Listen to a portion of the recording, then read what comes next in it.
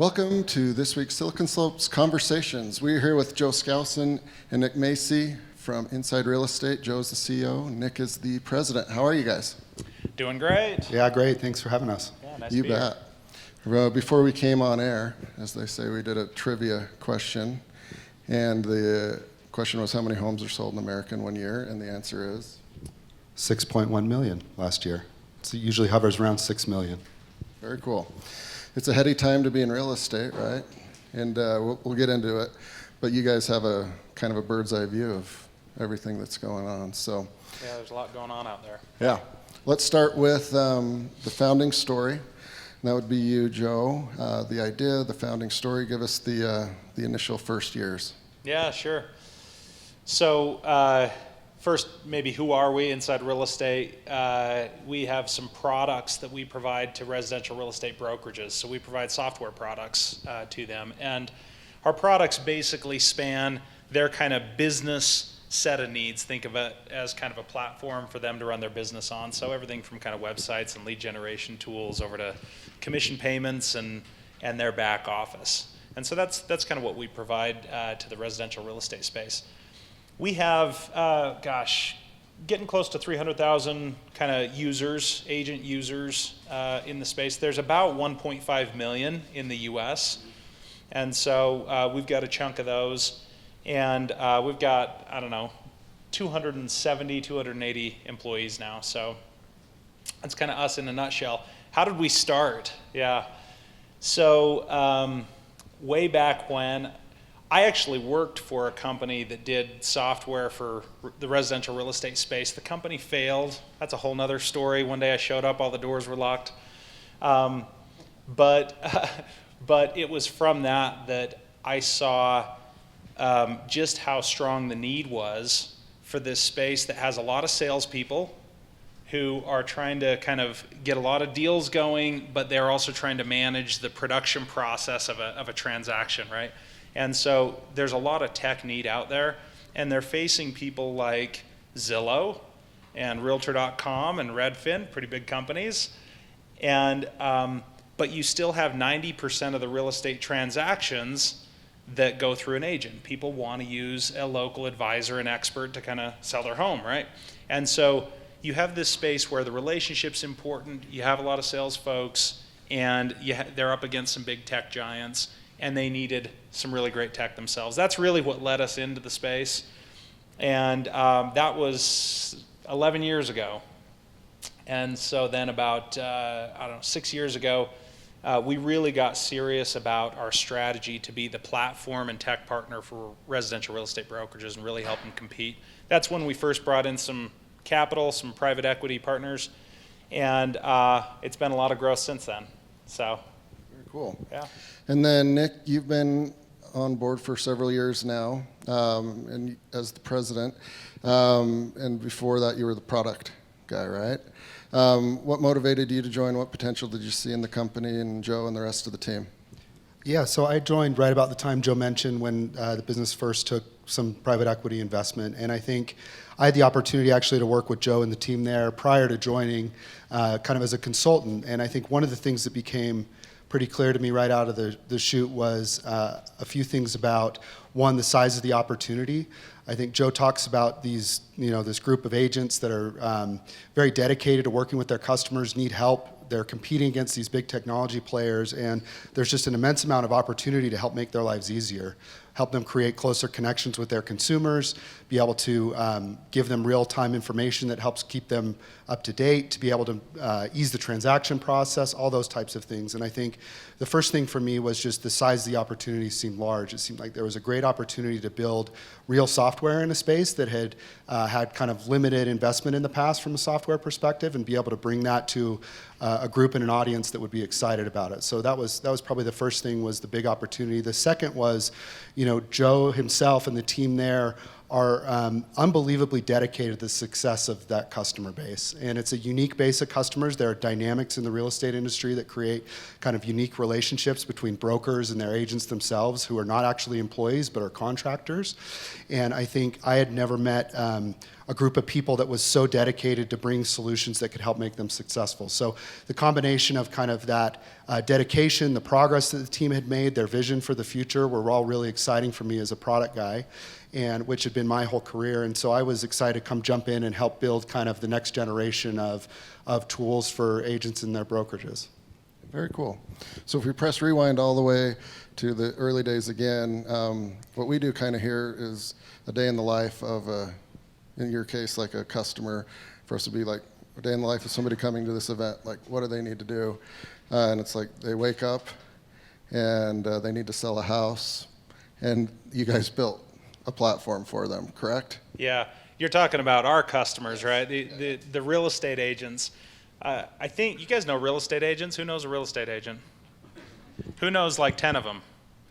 How many brownie recipes do you get per year from them, right?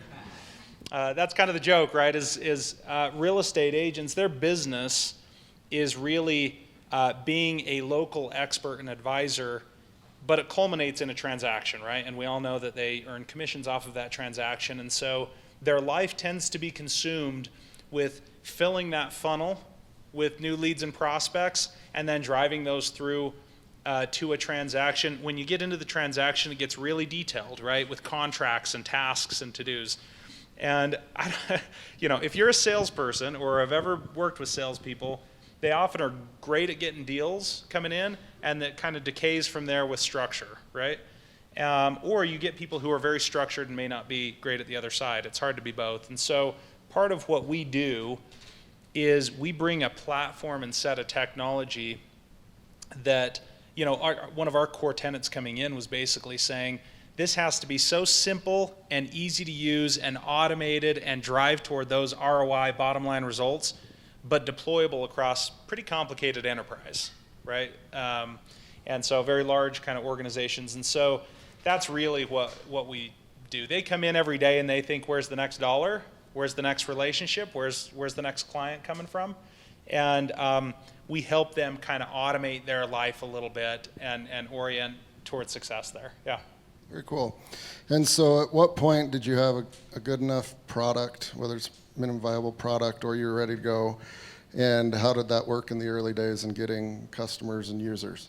Yeah, I mean, one funny story is, so early days, we started with one point of the solution, as you often do, and you start expanding from there, right? What do the customers demand and need?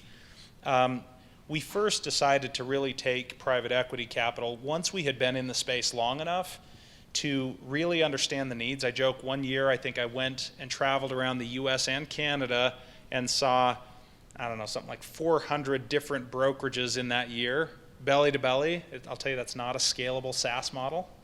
But I learned a lot about them, and we did a lot of that sort of thing in the early years. Right at the point when we decided to take some private equity capital, and we made our first acquisition, a company that was a number of times larger than us. This was right about the time that Nick joined us, and I remember the day where Nick and I sat down and had the conversation with another CTO in the organization, and Nick says, Joe, we got to rebuild the entire tech stack, right? And that's just after you make an acquisition, and you're hoping when you make that tech acquisition, that's a large acquisition, that you can build around and off that thing, That's kind of an existential crisis kind of day, right? You're like, do we really do this? You got to invest a ton into it. You always end up spending more time, energy, money than you think.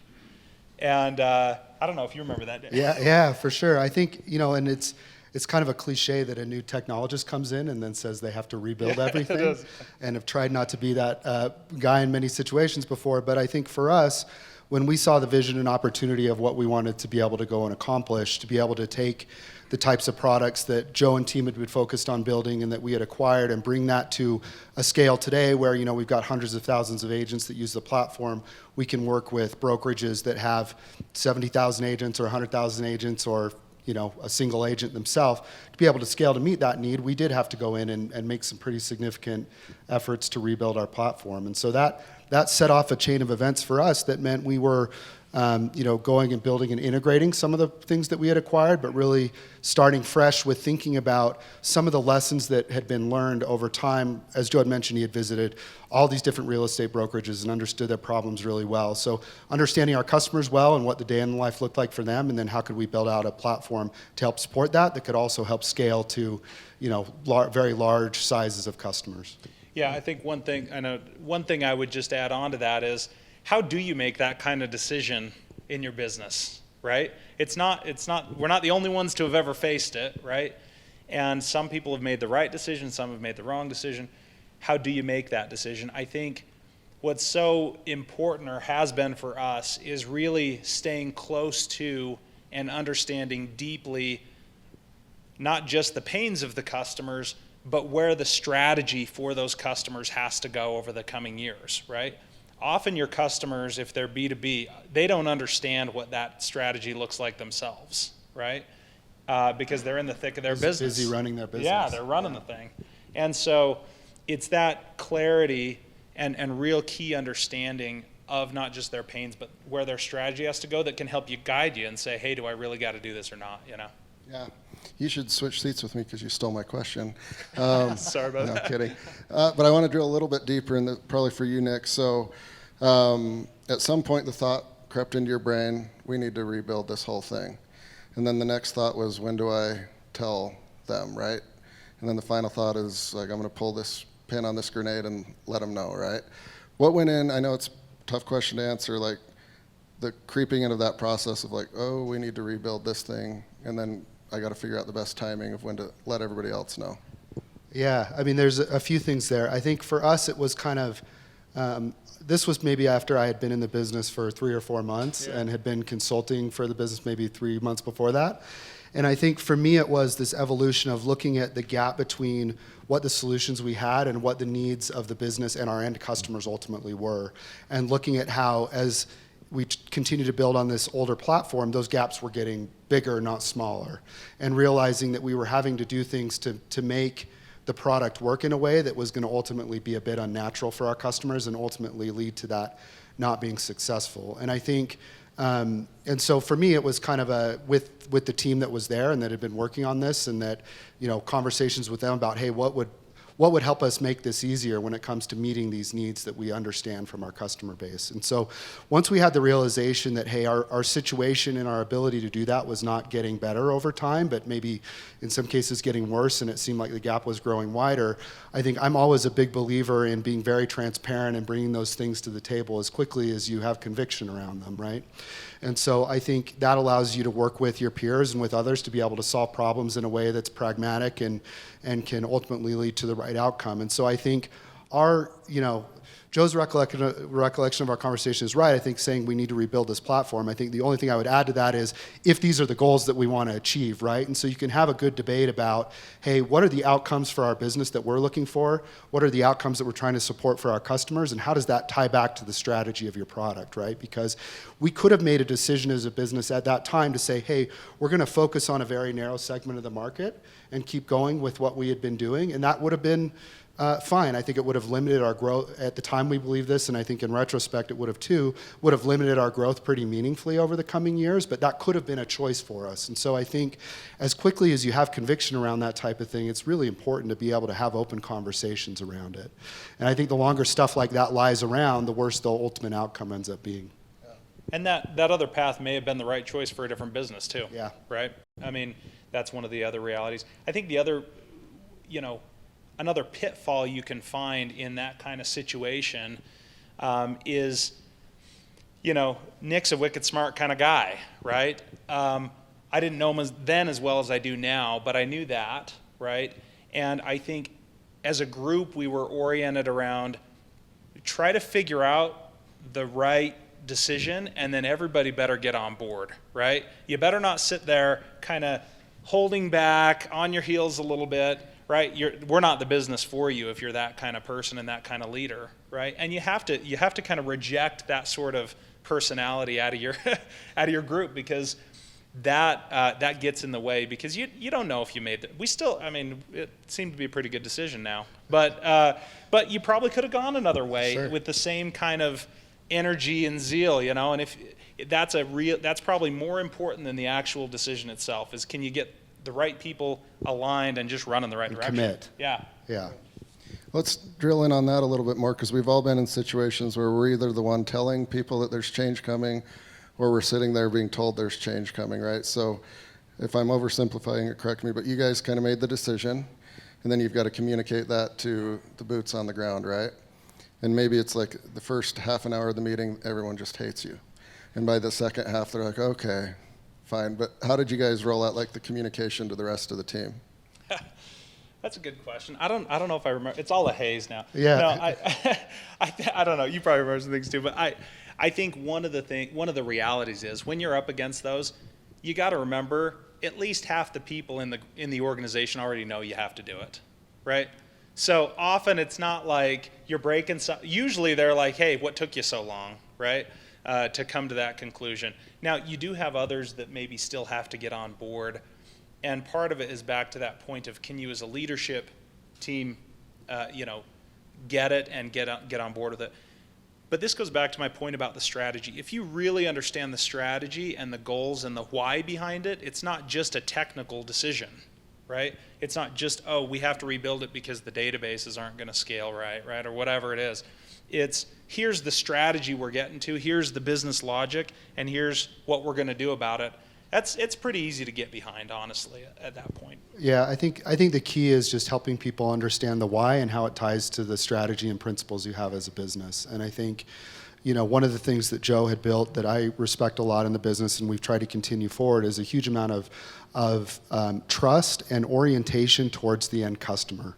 And I think if you have those things and you can tie the decisions that you make, whether it's that one, which was certainly a challenging one for our business, or others that have been challenging for us over time as well, if you can help people at least understand your rationale behind the decision, they may not always agree with you, but it makes it much easier to get the organization in a spot where you can at least move forward. Yeah, and you guys have mentioned some pretty big numbers as far as users, and that involves scaling, right? At the same time, you can't rest on your laurels. You have to be innovative. So I see three problems there: scaling, because the customer also has people that use the product, and then innovation. So how do you address all of those? Yeah, maybe I'll start, and Joe, feel free to jump in. I think on the scaling front, it's an interesting situation. We built this new platform and launched it in 2018? Yeah. The early part of 2018, and since that point, so there were 0 users on it today. Now there's a few 100,000. The thing that's a bit unique about our business is we provide a software platform to brokerages and agents that then helps them interact with their consumers. So from a scale perspective there, we went from 0 consumers to now there's 110 million that interact with our platform and the agents that are within it. And I think as you think about what does that kind of scaling mean, there's a technical scaling question, which is how do you design the platform so that it can do that? But some of the bigger scaling things that you have to think about along that path are things like, how do you scale the ability to onboard a customer into your platform? How do you scale things like training, which can work really well if you can afford to send somebody out to every office to go and meet every individual person and train them one-on-one, but that's not always viable when you're trying to scale, right? You need to be able to think of constantly new ways and methods of getting customers in, getting them onboarded, and then getting them the support they need, all while you're trying to communicate with them along the way around how you're evolving the platform and innovating. And I think for us, it's really just been about that kind of constant dedication to customers, but also looking for creative tools and options for us to be able to do some of these things. And I think along the way, we've found opportunities to communicate with our customers through the platform that have helped us immensely, as well as things like how do we deliver scaled training. And I think part of what we've tried to do as a culture is to say, hey, there's not a place you can be that you'll be able to go and have a bigger impact on the customers immediately than inside real estate. And whether that's from building a software perspective or thinking creatively about some of these scaling problems, we've found success in helping channel the organic energy around that customer outcome to come up with creative solutions for scaling. So that's what I'd say on that one, at least. I think on the scaling front, I'd echo, Nick's going to talk about technical scaling 10 times better than me, which is appropriate. But from a organization, scaling an organization, I think there is a bit of this art to how you scale the organization and when. I've always been a big believer in being able to understand the organization where I could get up to my armpits in it. Maybe I've been slow at times to kind of fill in the right leader to kind of take over some areas. If, every time we've found it, we have some fantastic leadership in the company, and they're all better than we are at many things, right? And you hear that cliche of kind of find people who are better than you. Every time we've done it, I've always thought, man, we should have done that sooner, right? Whether it was the first kind of super high-powered salesperson that came from the space, very, very experienced, to the person who, she knows how to create an operational flow that's 10 times better than, what I would create, and can scale. So that's a key point. And as soon as you can, you really want to get great leaders who are going to do much better than you are at so many things, from a scaling standpoint. I'd add that. Yeah, and while maintaining that ability to dig into their particular area of competence and make sure that they understand it well enough to define the scaling. I think one of the things we expect of leaders at our business that hasn't been true at every business I've been a part of, but that we do expect is that they have an ability to really understand their competency well enough that they can then design solutions that make sense and help it scale. Yeah, there's the human side and the technical side within your company, but then it seems like you guys do a good job with your products and platform for the technical side and the human side because it's realtors and residential. I assume you keep that kind of at the forefront as far as like product design. What impact does feedback have as you guys develop new products or tweak new products, and how do you guys organize that? Yeah, that's a great question. I mean, back to one of the guiding principles of the business is making our customers successful. From our earliest days, we've been pretty big believers in deep understanding of our customers and their workflows and their needs, and we do that through a couple of specific ways. One is that as we go and think about our product roadmap, we have various mechanisms that we collect data from, whether that's our customers themselves and what they're hearing in their own business. We have an advisory council comprised of some of our customers that can help inform that. Our salespeople hear things. Product managers obviously are attuned to what's going on with their products, but also things we see happening in the broader market. And what do we understand their sort of Uber competitors like Zillow or others are trying to do with the ultimate end customer in real estate. And we try and take that data and bring it into a road mapping process that helps prioritize it against kind of our strategy and goals as well as what we hear from our customers, and ultimately build a roadmap we can execute. But beyond that, we have a number of other mechanisms for collecting feedback, and some specifics are we've been, for 5 years, we've been collecting NPS scores within our product itself. And NPS is a great metric for a couple reasons. One is that it gives you a really good sense of how satisfied your customers are with your product. And I think the way we treat it is thinking about it from a directional basis, right? You can get really spun up around what the specific number is. But for us, it's really about making sure you move the number the positive direction with the right kind of milestones, but also the questions around NPS give you super valuable insight into what people are thinking. Oftentimes people, when you ask for an NPS question and then you get a specific feedback, we spend time digesting that and really understanding it. Additionally, we have opportunities to engage with our customers and the things that they request from us. So our support team has a mechanism to submit that. And so through that kind of process of gathering all that data and building our roadmap, then as we go do specific designs, we'll engage with particular, different personas or types of users in our platform that may have more context than others in the way the product might manifest, and we'll show them early designs. So we'll work them all the way through a process that kind of gets to the right outcome for our business, for our customers, and ultimately for their customers as well, trying to make them more successful. Yeah, I think one of these challenges is staying at the forefront of innovation. You can, when you're small and you're startup-y, you're kind of innovating by default, right? As you go, innovation while scaling gets harder because you get all sorts of customer requests and demands, right? And they have needs, whether perceived or real. And you have a vision and strategy and a direction you're trying to go. And so that's an area where we've really tried to build that innovation into our DNA. And so there is always a balance and a set of trade-offs in kind of needs or demands and innovation. We continue to struggle with it. It's always a thing. And so you got to really work on that prioritization of where you put your energy. Often a demand today does not equal demand tomorrow, right? It really is kind of always thinking about where the puck's headed next. So. Yeah, thinking thematically about the feedback you get rather than in the specific can be a helpful mechanism to make sure you move the right direction and try and address the need that somebody has. Yeah, very thorough, and despite you guys being so squared away, it's a moving target. Yeah, sounds absolutely. like. Yeah. I guess that's why you keep showing up. That's why you still have a job, yeah. Solving problems. People are always interested in capital raises, whether it's venture, early, seed stage, late stage, leverage buyout, whatever it is. So you guys mentioned private equity and GenStar, is that the group? Yeah. We have two partners now, GenStar and Level Minnick Partners. Great private equity partners. They're not our first partners, so we've had some other partners in the business. I think, what do you think about there? You could probably talk about that process for a while, but a couple of important things is for us, it made sense to really be able to generate profit and run as a real profitable business, actually, before taking capital. And that's always hard because you want the capital before you really need it, honestly, and before you deserve it is the reality. You want it because you've got a great idea, but you don't understand the strategy, and you don't understand the customers, and you don't understand those things near as well as you should. And having been there, I know that, right? I look back and I think, early days I should have done more of that. But that's a luxury, and it allows you to make the right, financing decisions.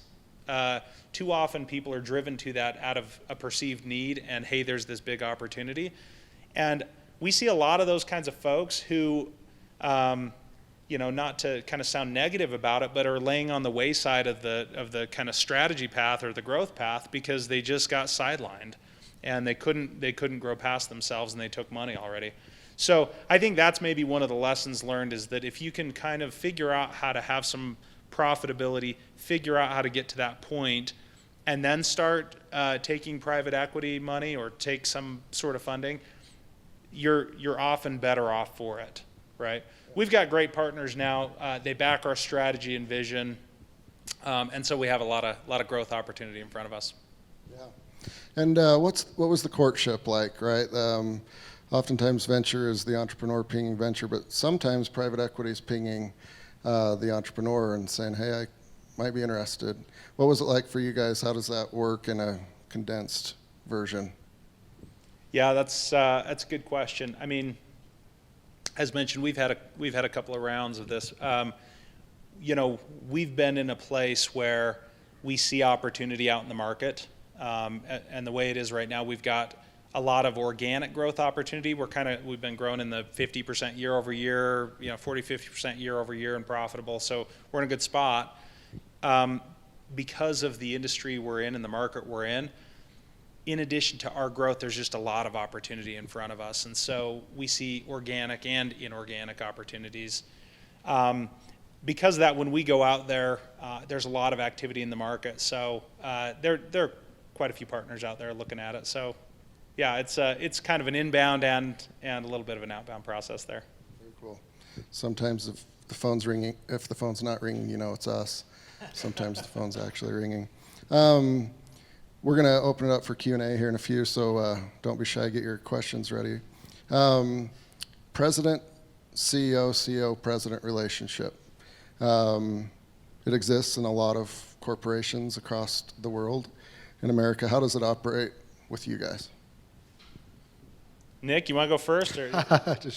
Sure. No, Joe and I have worked together for a number of years now, and I think we've always had this kind of good partnership around how do we think about the strategy of the business, because it ties so closely between the groups that I've been focused on historically, which are product, and then the operations and sales groups, which Joe's spent more time with historically. And I think for us, it's just evolved as a natural relationship where we have a lot of trust, and we certainly divide and conquer on certain topics. But I think it's born from a place of like an immense amount of mutual trust and sort of brain synergy around the strategy and where we're trying to go. So be interested to see your answer now, Joe. It's terrible. No. No, I echo that. I think it probably looks different in different places. Yeah, that is good. It may look different in different Yeah, businesses. it probably does. I mean, here, I would echo that, though. For us, what works here, and I would say with the rest of our kind of executive team, is that point around ego's got to get out of the way.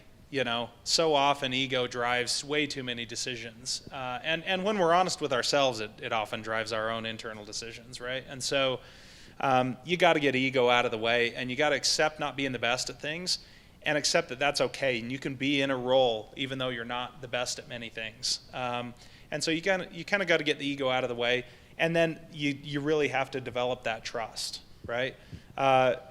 And that really is the crux of it. There's a lot of decisions. I guess the other thing is you got to be comfortable questioning and challenging each other, right? And you don't always have the right answers, and as a business, you haven't always made the right decisions. And so it's okay to question and challenge, and that dynamic is healthy. And then once you make a decision, you get on board and you go, right? Yeah. That's really the crux of a lot of it, honestly. Yeah, and I think it does expand to the broader executive team and how we try and run the business. Yeah. Do you guys ever find that employees or investors or other leadership folks play you guys against each other if they don't get what they want from one of you? They're like, can you go lobby Joe, or can you go? Doesn't work very well. I think part of the key of being successful in a relationship like ours is being very aligned. And I think both of us have such a mutual respect and trust that and frankly, oftentimes end up giving the same answers because we're oriented on the same outcomes, right? We're oriented around making the business successful and making customers successful. That, at least my view is, it doesn't work very well. So.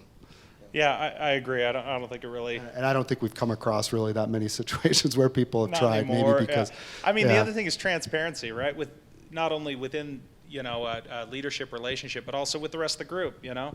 And so if if that stuff's happening, you're transparent about it. You get it out there in the open, and that's that only detracts from growth and productive business, right? And ultimately, the outcomes you should be focused on, Yeah. right? Yeah.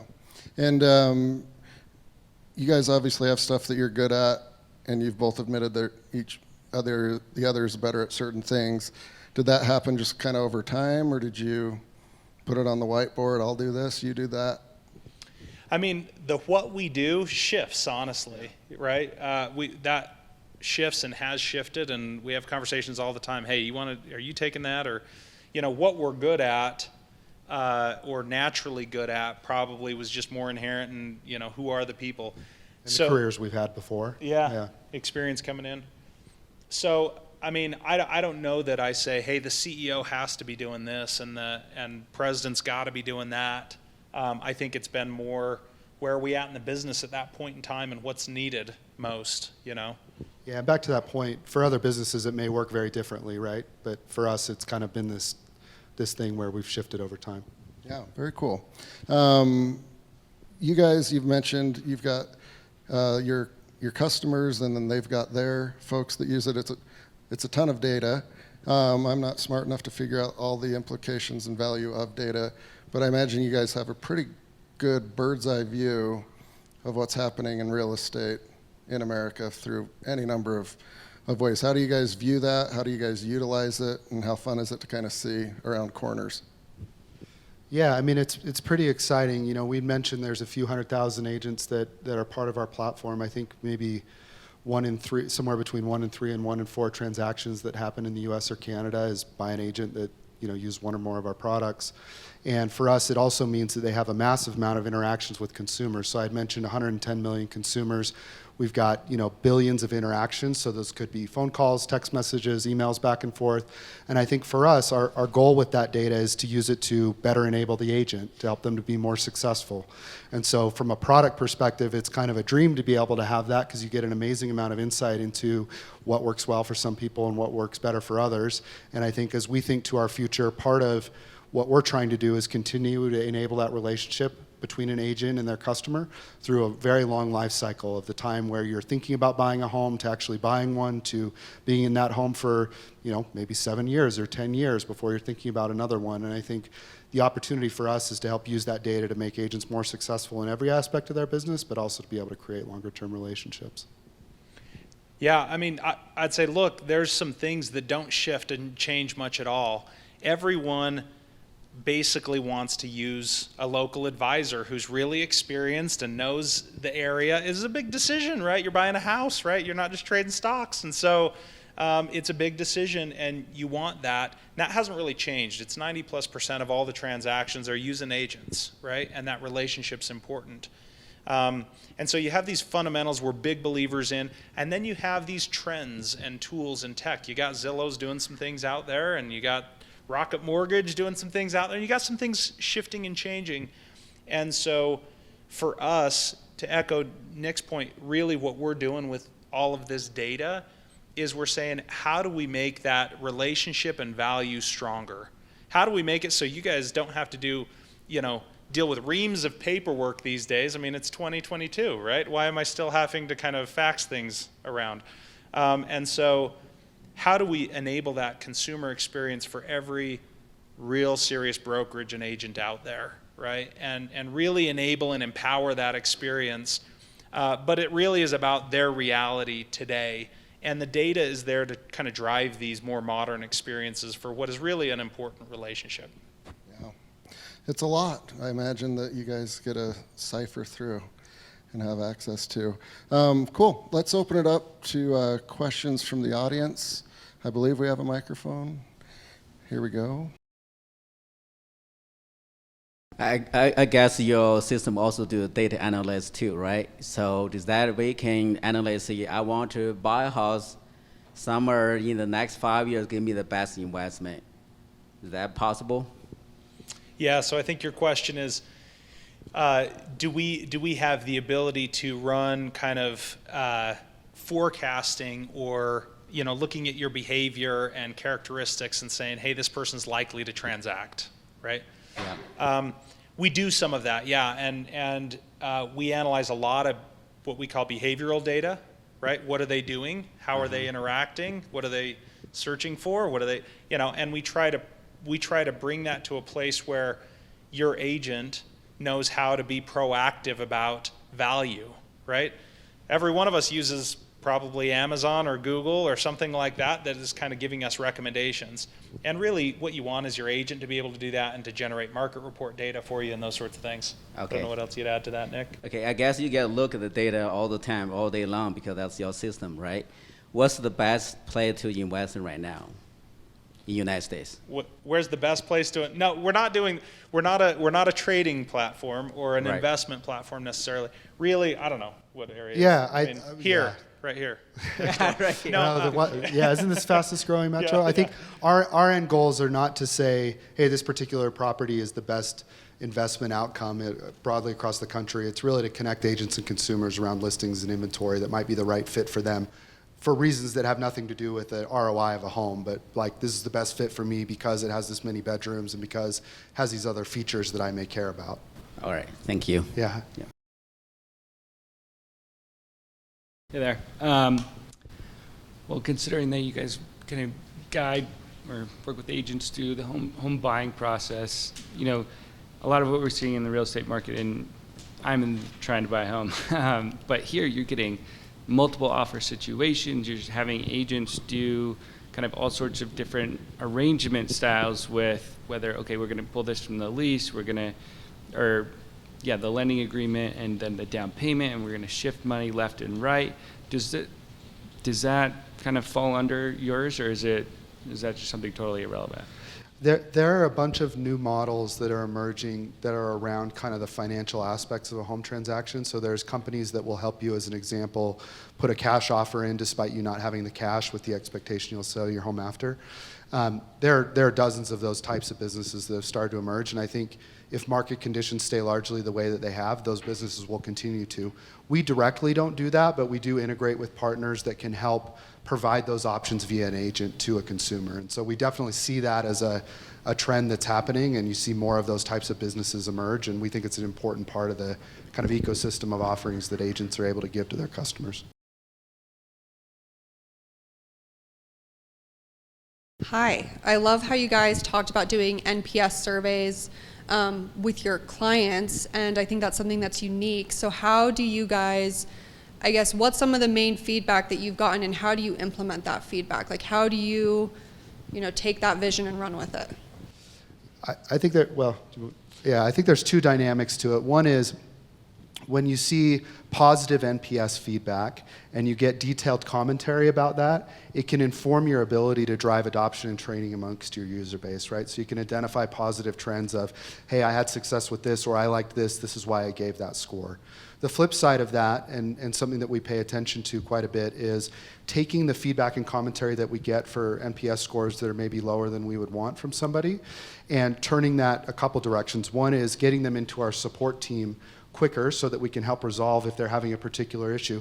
The second is looking at the themes of their commentary and then thinking about product changes or innovation that we could use to drive it forward. So you could think of an example, in our platform, it might be something around the way that consumers and agents interact, and an agent would like to be able to do that with multiple consumers at a time. So maybe they want to be able to send text messages to many people at once. And you start to see, because of the process we run with NPS, where we take not only the score, but the feedback we get, and we have one of our product managers or a team of product managers that categorize it. We then look at those categories and use deep dives around that to further inform our roadmap, is the way that we've thought about it. Yeah, I think the only thing I would add to that is, early on we kind of said, hey, we ought to be doing something here, right? Yeah. And we said we ought to be doing more here. And it probably would have been very short-lived and ineffective if we would have just run a survey once or run it twice. And so the way you have to solve for something like that is automation and process, right? So you have to say, we're going to run it consistently all the time and program that in. We're going to have to create automated processes that take the positive ones and turn them into testimonials online for us and ratings and scores. And we're going to take the negative ones and turn those into an automated process that's going to get reviewed. And then all of a sudden you have this really compelling and competitive advantage type of solve, right? And so that's I think one of the other components there is we really work to make that an automated and kind of process driven. Yeah, it can be really hard to want to establish processes when you're kind of in the very early phases of a product because you're just trying to get the product launched. But I think the places where we've made those investments like NPS, I've never regretted. In fact, wish in some cases we would have done more there than we did, even because there's so much, like having 5 years of that data and being able to watch the change over time is hugely valuable to see where things are headed. So a quick question. So like other industries like, stock and even cars now, you can just log into an app and do all the stuff yourself. Do you ever see the real estate industry getting to that point where you don't need an agent to buy a house from? Yeah, it's a good question. What we absolutely see is the need and the demand from consumers, including us, right? Where I really want one place to go where I can interface with and think about the home that I'm in and my next home and those sorts of things, right? All the way through my moving experience, all those things. And I really do want one experience. And so we've been working on and just recently launched and announced a product that does that on behalf of and branded with brokerages. We don't see a world where consumers want to, you don't have a high emotional attachment to a stock or an airplane trip, right? You kind of like, I want to get there to my vacation. That's okay. You do have a very big emotional attachment, and it's going to have a long-term impact on the place you're going to live. And there's a lot of aspects and there's a lot of features of it, and it really is going to matter, not just that place, but the neighborhood and a whole bunch of other things. And so we don't see it being a transactional kind of pick my stock and sell it or buy it with the home. I don't think it's going to be logging in via an app to do that. I think it will be, hey, I want to coordinate with the professionals in the transaction in one place, and I don't want to have to kind of run all over the place and deal with that. So yeah, I think our view and our whole business is predicated on the idea that technology can make agents more efficient in their ability to work with consumers and provide more real-time information and data that replicates that experience, but fundamentally that relationship and the trusted advisor, a key part of the transaction, will continue to be for 100 years. Right? Yeah. Got time for one more? Quick question. Peter Thiel in his book, 0 to 1, mentions that it's a natural desire for a company to try to be like a monopoly. In other words, to try to avoid a situation where just brute competition and brute copying is eroding your profit margins. And he mentions a few things you can do to move closer to that, to be protected from that kind of competition, network effects, first mover advantage, some kind of intellectual property, and 3 or 4 other ones he mentions. I'm curious to know what your thoughts are on that. Yeah, it's a good question. I mean, I'm sure we both have some thoughts here, but I think there absolutely are some moats that you can dig around the business. 0 to 1's a fantastic book. I love it. I think a lot about it, not only from a product standpoint, but again, operational, and you can develop some things. I think another good book is Blue Ocean Strategy. It's another one I've been reading again lately. Older book, but great book, and it's all about continual innovation, right? And I think that's probably your strongest moat, because every one of your moats that you build are going to be eroded over time. You'll have people who come and see that and copy you. They may outsource all their development to another country where they can develop cheaper and faster, and you're their roadmap basically, right? But that kind of orientation around smart innovation, both product and strategy and processes and service, I think is the best moat that you have personally. Yeah, I agree with that. And I think it's relevant. I mean, I would say for us in our business that being a first mover and speed has been a key. Speed with quality and thoughtfulness has been a key aspect of our culture and our business that I think we both feel is very important to continue. And I think it's hard to overvalue the idea of being able to move quickly and intelligently in a business. And just having looked at other businesses I've been a part of in the past, I like the first mover advantage and think that speed is a huge asset.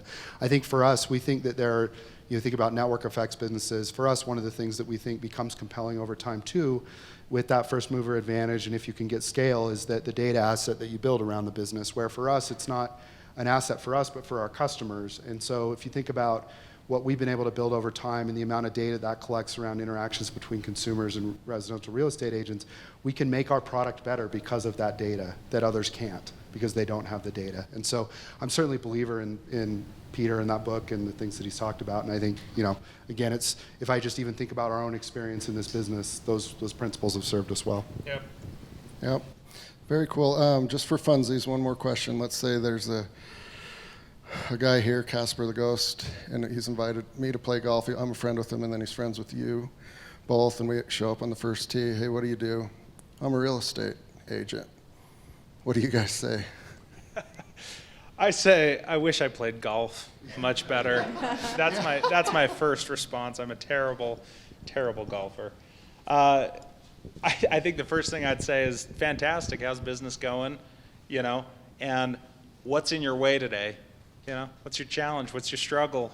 What are you feeling in your market? That's honestly my first question, and I think there's a lot to learn and a lot of conversation that happens after. Yeah, I think Joe's second question, which I've learned from, is usually something about what are you doing to grow your business? What are you doing today to grow your business? And I think it similarly drives good conversation, because back to this idea, agents are salespeople, and so how can you tie the success and growth of their business back to the things you're trying to do? And then I say, well, yeah, those are kind of intense questions for the first tee. I just met you. Will you teach me to golf? Yeah, that's right. And at some point you'd be like, hey, have you ever heard of, right? Very cool. Well, this has been fun and very insightful, and you guys clearly get along well and are having fun, and we really appreciate you being here. So thank you, Joe. Thank you, Nick. Yeah, Thanks for having us. It's been fun. Appreciate it.